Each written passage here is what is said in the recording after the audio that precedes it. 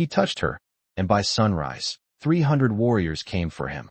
The wind had a way of speaking out here, sliding through the cracks of Elias Boone's cabin like it knew secrets no man should keep, carrying dust, dry sage, and the kind of silence that pressed against your ears until you started hearing things that weren't there.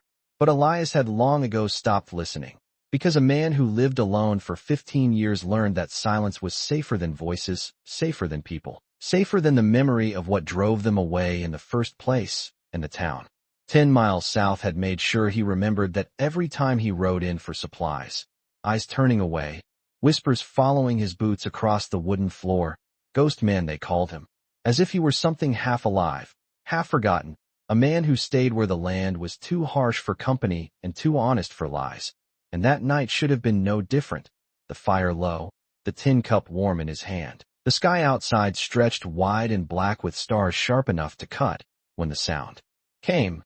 Not loud, not urgent, just wrong, like something heavy giving up the fight to stay upright, followed by the soft scrape of weight against wood, and Elias didn't move at first, because trouble had a sound too, and he'd learned to recognize it. But then it came again, a breath, shallow, uneven, human, and that was what made him stand, slow, careful, his chair legs dragging across the floor as he reached for the door. Not a weapon, just instinct, because out here, hesitation could cost more than courage, and when he opened it, the cold air pushed in, carrying the smell of leather, sweat, and something metallic that didn't belong to the night. And there she was, collapsed against the post, a woman, Apache by the look of her, taller than most men he'd known, her frame strong even in stillness, but now bent by exhaustion, her dark hair clinging to her face, her clothing torn just enough to show where the world had been unkind. And her eyes, when they opened, didn't plead, didn't beg, didn't ask, they measured, sharp and steady, like she was deciding whether he was the danger or the last place left to stand. And for a moment, neither of them spoke, the wind moving between them like a witness, and Elias felt it then, that old weight pressing against his chest, the choice he'd spent years avoiding, because helping meant involvement, and involvement meant consequences, and consequences had a way of staying longer than the good intentions that started them. He knew the rules. Every man out here did. You don't interfere.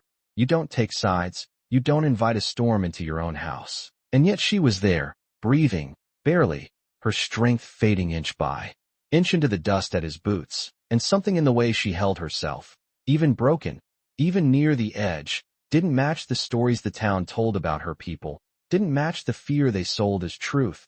And Elias found himself standing in that space between what he'd been taught and what he was seeing, and it didn't sit right.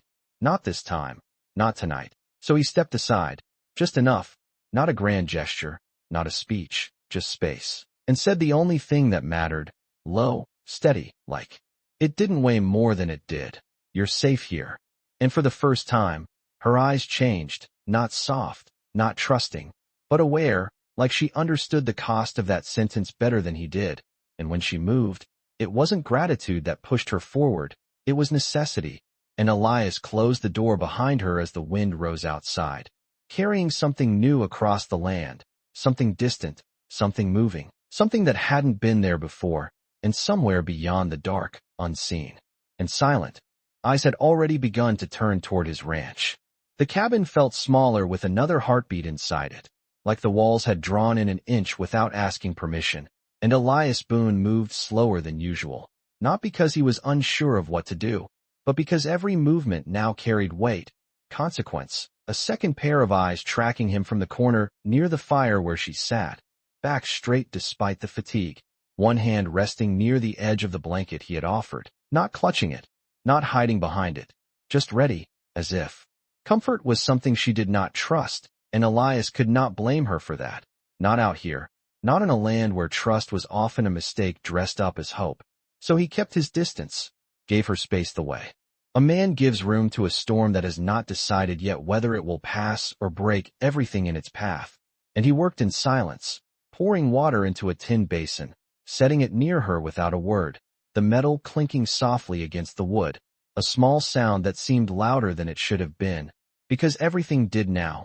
Every breath, every shift of fabric, every flicker of firelight across the walls, and when she finally moved, it was careful, deliberate, like she was testing the ground beneath her before placing her full weight on it. Her fingers brushing the rim of the basin, hesitating for half a second before she dipped her hand into the water, the faint ripple catching the firelight and throwing it back in broken pieces across her face. And Elias noticed the way her shoulders lowered just slightly, not in relief, but in acknowledgement, like she was allowing herself 1 inch of ease in a place that did not belong to her. And still, she said nothing, not a thank you, not a question, not even a name.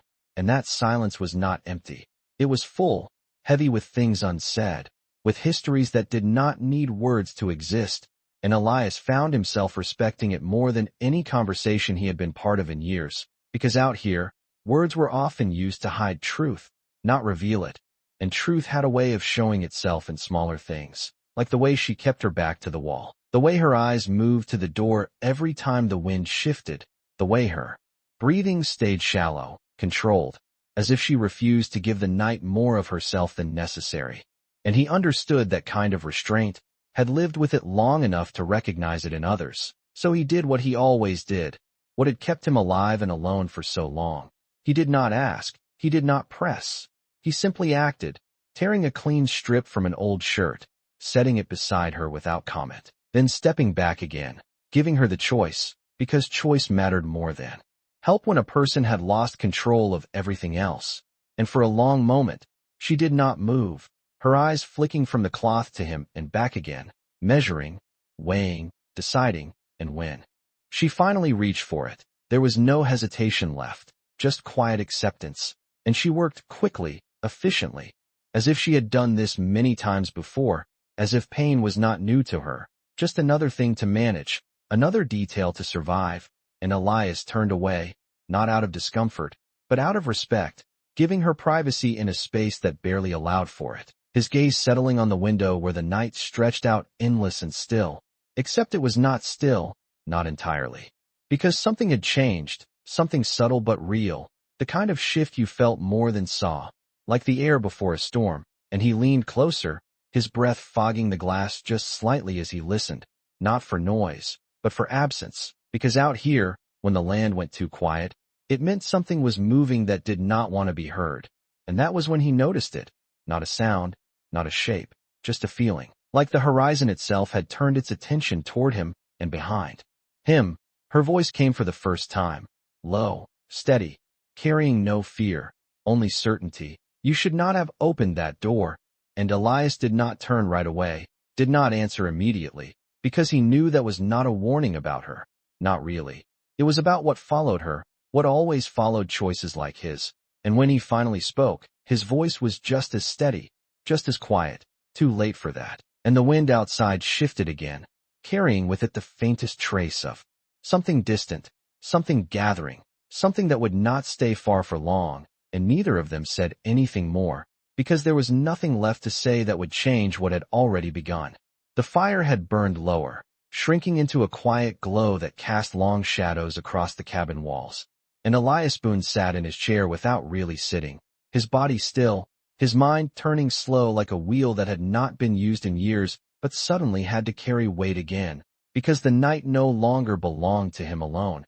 And that changed everything, not in a loud way, not in a way a man could point to and name, but in the way the air felt thicker, the way the silence pressed harder, as if the land itself was holding its breath, waiting to see what he would do next. And across from him, she remained awake, not restless, not pacing, just present, her eyes half-lidded but never closed, watching the fire, watching the door, watching him when she thought he would not notice. And Elias noticed everything. Because out here, noticing was the difference between living and disappearing without a trace. And there was something about her that did not fit the fear the town had taught him, not in the way she held herself, not in the way she spoke, and especially not in the way she stayed quiet when most would have tried to explain, to justify, to fill the space with words that meant nothing. And that silence again, it carried weight, the kind of weight that made a man question what he thought he knew. And that was a dangerous thing, because questions led to choices, and choices led to consequences. And Elias had spent a long time building a life where he did not have to choose anything that mattered, until now. And it came back to that single moment, the door opening, the space he had given her, the sentence he had spoken like it did not cost him anything. And now it was costing him something. He just did not know how much yet, and the wind outside shifted again, softer this time, but steadier, like it had found a direction and decided to follow it. And with it came a sound so faint it almost disappeared into the night, a distant rhythm, not quite a heartbeat, not quite thunder. Something in between, something that moved with purpose, and Elias leaned forward just slightly, his hand resting on the table, not reaching for anything, just grounding himself in the moment, because he knew that sound. Even if he had not heard it in years, the land carried hooves differently than anything else, a low, rolling echo that traveled through dirt and bone before it ever reached the ears, and once you recognized it, you did not forget. And behind him, her voice came again, quieter. This time, not a warning, not a question, just truth spoken without decoration. They are closer now. And Elias closed his eyes for half a second, not in fear, not in regret, just in acknowledgement, because that was all that was left. The path had already been chosen, and when he opened them again, he stood, slow, deliberate, moving toward the window where the darkness stretched out in layers. And at first there was nothing, just the wide open land and the low line of the horizon. But then he saw it. Not clearly, not in detail, just a shift in the distance, a thin ribbon of dust rising where the ground should have been still, and it was too early for travelers, too far from any road for accident, and too steady for chance. And Elias felt something settle inside him then. Not panic, not even tension, just clarity. The kind that came when a man stopped pretending he could avoid what was already on its way. And he turned back toward her, meeting her eyes fully for the first time since she had stepped inside. And there was no fear there, only readiness, only acceptance, as if this moment had been expected long before either of them had arrived at it. And he found himself asking the question he had been holding back, the one that mattered more than any other. Who is coming for you? And she held his gaze for a long second before answering. Not with a name, not with a number, but with something heavier, something that carried more weight than either. Not for me, she said, her voice steady as the ground beneath them. For what you did. And the words did not land like a threat, they landed like a fact, like a stone placed exactly where it belonged. And Elias nodded once, slow, accepting, because out here, a man was not judged by what he said, but by what he chose when it mattered, and he had already made that choice. And outside, the dust continued to rise, inch by inch, closer with every breath, until the night no longer felt empty at all, but full of something waiting just beyond the edge of sight. The first light of morning had not yet touched the land, but the darkness had begun to thin, that quiet hour when the world held itself between night and day. And Elias Boone stood by the window with his hand resting against the rough wood frame, feeling the grain beneath his fingers like something solid in a moment that was quickly losing its certainty. And outside, the dust line had grown wider, no longer a thin ribbon but a low drifting wall that moved with purpose across the open land, steady, deliberate, closing the distance one unseen step at a time. And Elias did not rush, did not reach for a weapon, did not prepare for a fight, because something in the way it moved told him this was not chaos, not panic, not the kind of approach that came with fear. This was controlled, measured, the kind of movement that carried intention instead of anger. And behind him, the fire gave a final shift, the embers settling into a low glow that barely held its shape. And she stood now, no longer seated, no longer leaning against the wall, her full height rising into the dim light of the cabin. And for the first time Elias saw her as she truly was, not as a wounded traveler, not as a stranger in need, but as something more grounded, more certain, her posture straight, her breathing even, the exhaustion still there but held in check by something stronger, something that did not bend easily. And when she stepped closer, the sound of her movement was soft, but it carried weight, the kind that did not need force to be felt. And she stopped a few feet from him, her eyes following his gaze out into the distance. And for a moment they stood like that, side by side, two figures framed by a window too small for what was coming. And Elias spoke without looking at her, his voice low, calm, as if they were discussing the weather instead of what waited beyond the horizon. How many?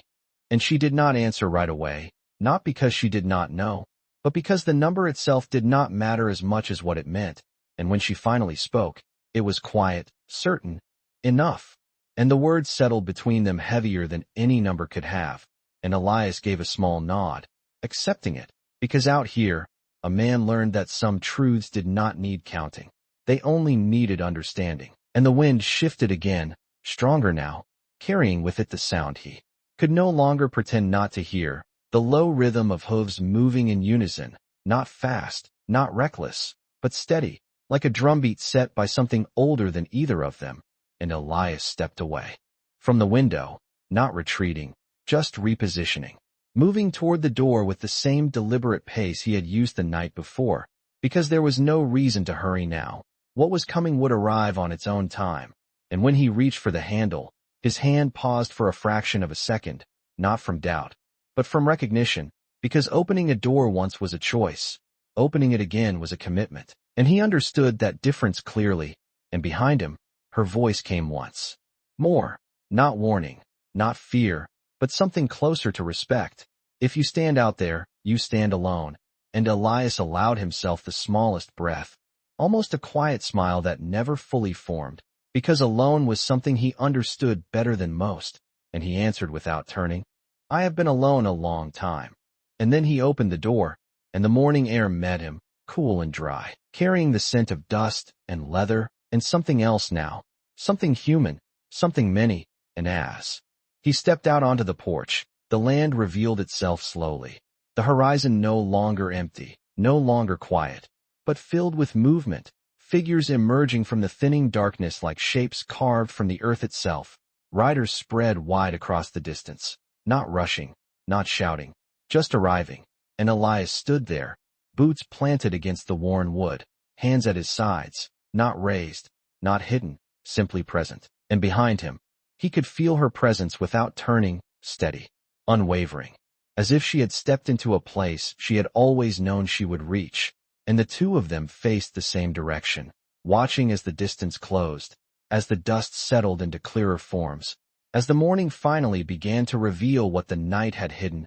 And in that quiet space before the sun broke over the horizon, there was no sound except the measured approach of what was coming, and the understanding that whatever happened next would not be decided by fear, but by the choices already made.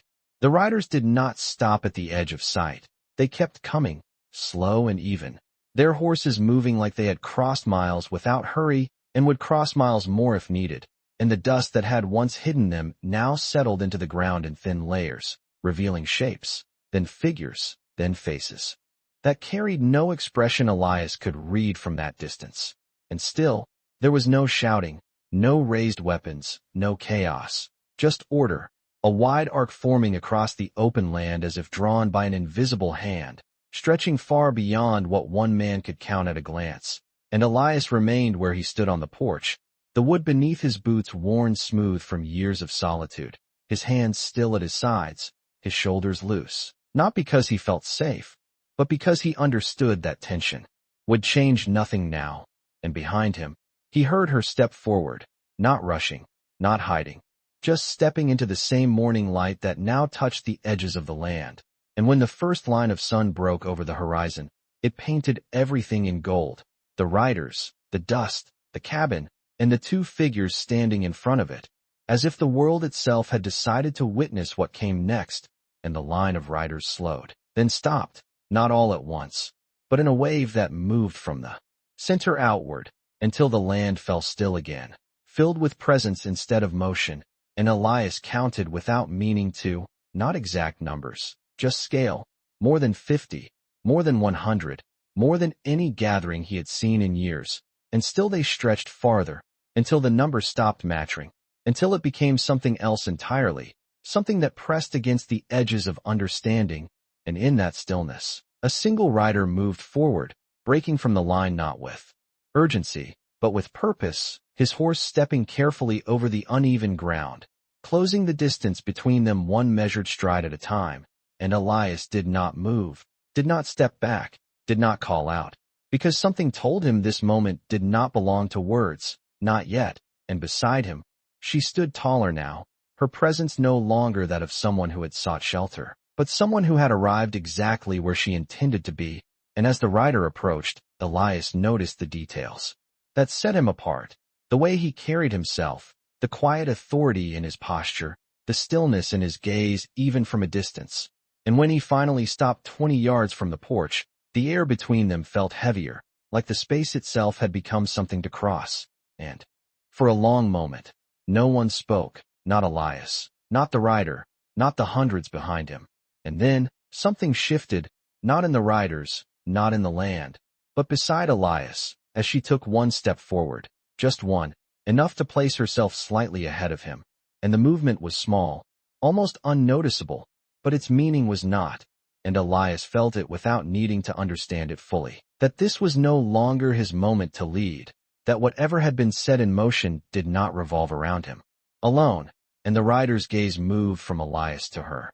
And in that instant, something passed between them, something silent, something understood, and then, in a motion so deliberate it felt like time itself slowed to watch it, the rider dismounted, his boots touching the ground with a quiet finality, and he took a step forward, then stopped, lowering his head just slightly, not in defeat, not in fear, but in recognition. And Elias saw it.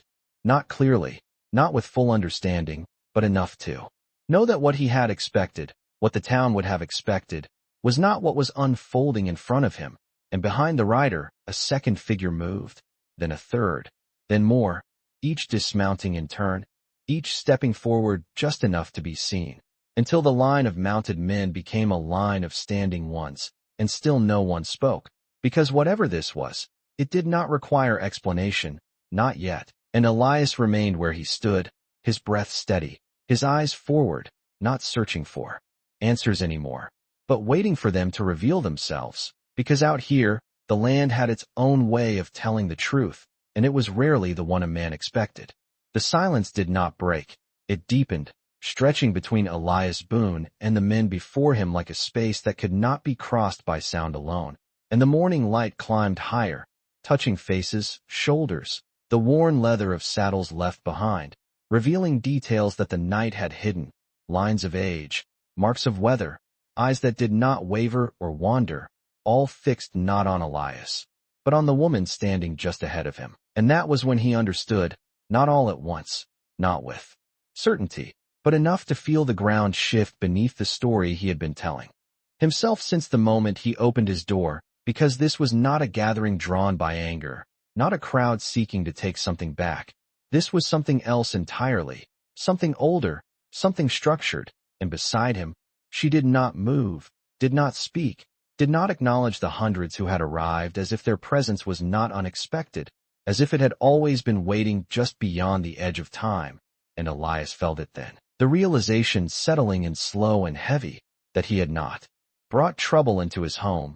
He had stepped into something that had already been in motion long before he knew it existed, and the man who had dismounted first took another step forward, closing the distance by a single pace, his gaze still fixed on her, and then, with a motion that carried no hesitation, he placed his right hand over his chest, not as a threat, not as a demand, but as a sign, a gesture that meant something Elias did not yet understand, and one by one, like a ripple moving through still water, the men behind him did the same, hands rising, heads lowering just slightly, not in submission, not in defeat, but in something closer to respect, and Elias stood there, watching it unfold, his mind searching for a place to put what he was seeing, because it did not match anything he had been taught, not by the town, not by the stories, not by the years he had spent avoiding exactly this kind of moment. And he felt the urge to step forward, to say something, to ask the question that sat heavy in his chest.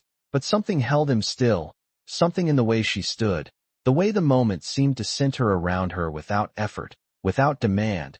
And then she moved, not quickly, not dramatically, just one step forward into the open space between Elias and the man before them. And for the first time since she had arrived, her voice carried across the land, clear, steady, not raised, but strong enough to reach every ear that needed to hear it, and she spoke in a language Elias did not understand, the words flowing like the wind itself, measured, deliberate, each one placed with care, and as she spoke, the men listened, not shifting, not interrupting, as if the land itself had decided to be quiet for her. And Elias watched their faces, the subtle changes, the slight lowering of shoulders, the easing of something unseen, and when she finished, the silence returned, but it was different now, not heavy, not waiting, but settled, like something had been decided without the need for agreement. And the man in front of them lifted his head again, his eyes meeting hers, and for a long second, nothing moved, nothing changed. And then, slowly, he turned his gaze to Elias, and in that look, there was no anger, no accusation, no challenge, only something that felt like acknowledgement, like recognition of a choice that had been made without expectation of return.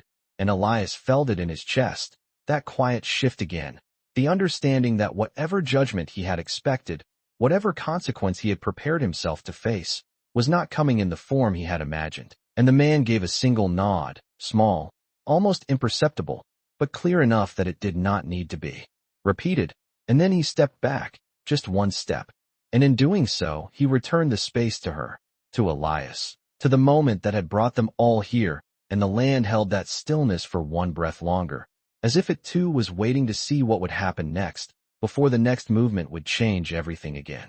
The nod did not end the moment. It shifted it, like a door opening without sound, and Elias Boone felt the change before he understood it, a subtle easing in the air, the kind that followed when something unseen had been resolved without needing to be spoken aloud. And the man who had stepped back now stood still among the others, no longer separate, no longer leading the moment, but allowing it to belong to something larger than himself. And that something stood just ahead of Elias, steady, grounded, the woman who had crossed his threshold in silence and now stood at the center of a gathering that stretched farther than his eyes could comfortably hold. And she did not turn to him right away, did not look for approval or permission, because whatever this was, it had never required either. And when she finally moved, it was not toward the men, not toward the open land, but back toward Elias. One step, then another, until she stood beside him again, not ahead, not behind, but equal in the space they shared. And for a brief second, their shoulders aligned in the same light, the rising sun casting long shadows behind them that stretched toward the cabin, as if marking where they had been before this moment began. And she reached into the fold of her clothing, slow, deliberate, her movement visible to every eye watching, and Elias did not tense, did not react, because something in the stillness around them had already told him this was not an act of threat, but of meaning.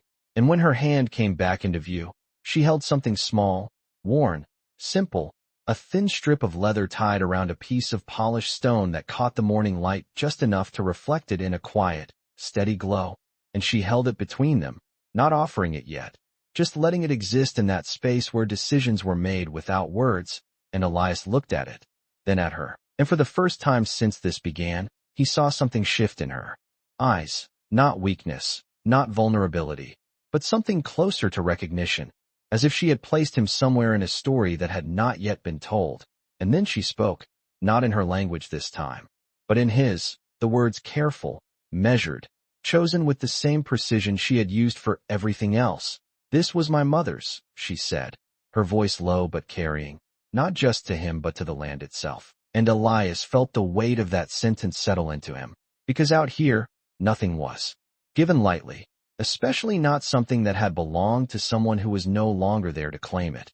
And she extended her hand just slightly, enough to close the distance between them without forcing it. And Elias understood, not fully, not with the clarity he might have wanted, but enough to know that this was not payment, not a reward, not something meant to balance a scale.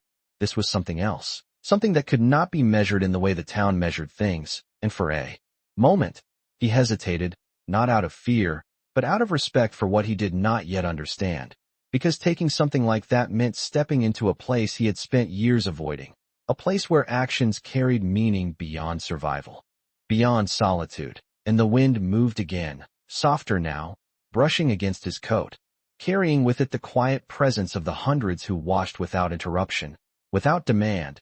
And Elias made his choice the same way he had made the first one, without ceremony, without hesitation once it began.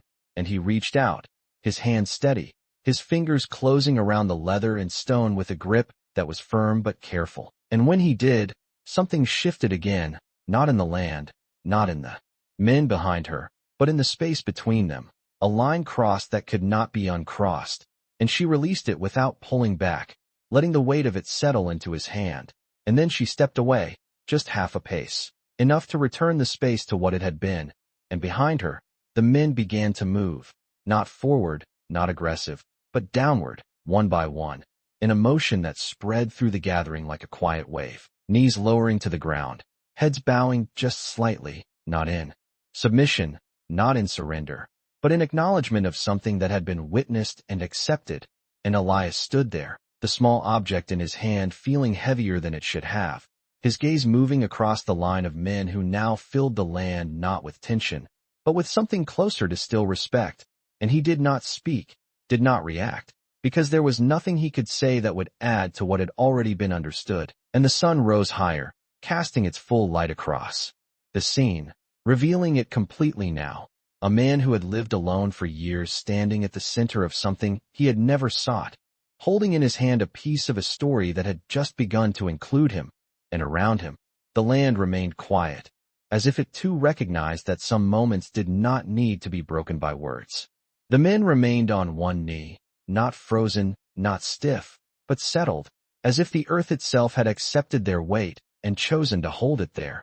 And Elias Boone stood among that stillness with the small piece of leather and stone resting in his palm, its surface warm now from his grip, its edges worn smooth by years that had nothing to do with him until this moment. And he turned it slightly, just enough for the light to catch it again.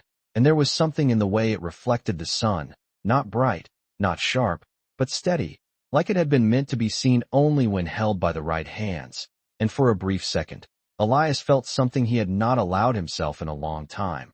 Not pride, not relief, but connection, a thin thread tying him to something beyond the boundaries of his land, beyond the silence he had built around himself like a wall. And beside him, she watched him, not to judge, not to measure, but to see, as if this was the moment that mattered more than any words spoken before it. And when he finally lifted his gaze from the object in his hand, he did not look at the men, he looked at her, because it was clear now that whatever had happened here, whatever had been decided, had moved through her first before it reached him. And she gave a small nod, almost imperceptible, but enough. And then she turned, stepping forward again into the open space. And this time, when she spoke, her voice carried both languages, not blending them, but bridging them. Her words in English simple, clear, chosen with care. "You gave shelter when there was no reason to," she said, not loudly, but with a steadiness that reached every man present. "You did not ask who I was, or what would follow." And she paused, not for effect, but because the truth itself needed space. And Elias felt the weight of those words settle into the ground around them, as if they were being placed where they would remain long after the moment passed. And she continued, her gaze moving briefly across the men behind her before returning to him. "In our way, this is not forgotten." And there was no grand gesture that followed, no sudden movement, no dramatic shift, because what came next did not need to be shown. It was already understood. And slowly, one by one, the men began to rise, not all at once, not in unison, but in a quiet sequence that mirrored the way they had knelt, each movement deliberate, respectful. And when they stood, they did not step forward, did not close the distance. They remained where they were, forming not a wall, not a threat, but a presence that filled the land without claiming it. And Elias watched them, the way they held themselves, the way their eyes no longer searched him but rested calmly, as if the question had already been answered. And he realized then that whatever judgment he had prepared himself for had already passed, and it had not been about what he had done wrong, but what he had chosen to do when it mattered. And the wind moved again, softer now, carrying away the last traces of dust that had marked their arrival, leaving the air clearer, lighter, as if the land itself had exhaled. And she stepped back once more, returning to stand beside him, not in front, not behind. And for the first time since this began, there was nothing left to resolve, nothing left to prove, only the quiet understanding that had taken its place. And in that space, Elias did something he had not done in years. He spoke without weighing the cost first, his voice low, steady, carrying just far enough to be heard by those who needed to hear it. "You did not have to come." And she looked at him, not surprised, not questioning, but certain, and answered just as simply, "We did." And there was no explanation beyond that, no need for one, because some things were not done out of obligation, but out of something deeper, something that did not ask permission or wait for convenience. And Elias nodded once, accepting it, not fully understanding, but no longer needing to. And as the sun climbed higher, the shadows shortened. The moment settled into memory even as it still existed, and the land around them returned to its quiet state, changed, but not in a way that could be seen from a distance, only in the way it felt to those who had stood within it. And the men began to turn, not hurried, not abrupt, but with the same calm purpose that had brought them there, their horses waiting where they had left them, patient, unmoving. And Elias remained where he was, the small weight still in his hand, watching, as the presence that had filled his land began to ease away, leaving behind something that would not leave with it, something that had already taken root in a place he had kept empty for far too long. The last rider did not leave in a hurry. None of them did, because whatever had brought them here had already been fulfilled, and there was no need to rush away from something that had been carried across miles with quiet purpose. And Elias Boone stood on his porch as the land slowly returned to what it had been before, the wide open stretch of dust and wind and silence that had once felt like the only truth he needed, and now felt different, not louder, not crowded, just changed in a way that settled deeper.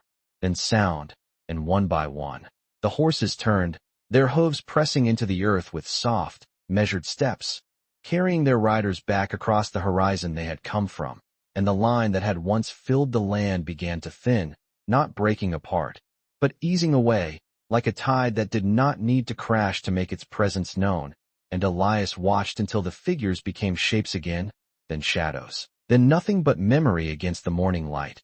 And still he did not move, not because he was frozen, but because something inside him was adjusting to the space that had been left behind, a space that was no longer empty in the way it had been before. And beside him, she remained, not rushing to follow, not lingering without reason, just standing in the same place where the moment had unfolded, her gaze resting on the horizon for a long second before it returned to him. And there was no question in her eyes now, no uncertainty, only a quiet understanding that did not need to be spoken.